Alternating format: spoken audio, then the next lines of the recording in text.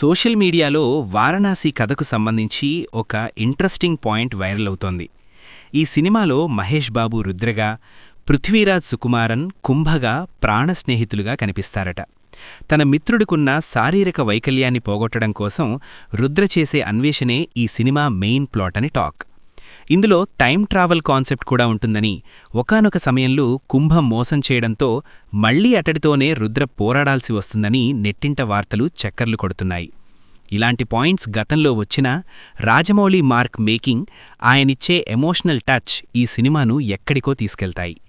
ఒక సాదాసీదా కథను సైతం వెండితెరపై అద్భుతంలా ఆవిష్కరించడం ఆయనకు వెన్నతో పెట్టిన విద్య. ఇక ఈ సినిమాలో అసలైన సర్ప్రైజ్ ఏంటంటే, మహేష్ బాబు సుమారు 30 నిమిషాల పాటు రాముడిగా కనిపించబోతున్నారట. ప్రస్తుతం దేశంలో ఉన్న ట్రెండ్ దృష్ట్యా ఈ ఎపిసోడ్ థియేటర్లలో పూనకాలు తెప్పించడం ఖాయమంటున్నారు. ఒక అడ్వెంచర్ థ్రిల్లర్లో పురాణ ఇతిహాసాలను జోడించి జక్కన్న చూపిస్తున్న ఈ మ్యాజిక్ కోసమే అభిమానులు 1000 కళ్లతో ఎదురుచూస్తున్నారు. మొత్తానికి మహేష్ బాబు రేంజ్ను టాలీవుడ్ స్థాయి నుంచి పాన్ వరల్డ్ స్థాయికి తీసుకెళ్లడానికి జక్కన్న వేసిన ప్లాన్ అదిరిపోయింది. ఇండస్ట్రీలో కూడా ఈ సినిమాపై పాజిటివ్ వైబ్స్ ఉండడం ప్లస్ పాయింట్. మరి ఈ భారీ బడ్జెట్ సినిమా బాక్సాఫీస్ వద్ద ఎలాంటి రికార్డులను తిరగరాస్తుందో చూడాలి.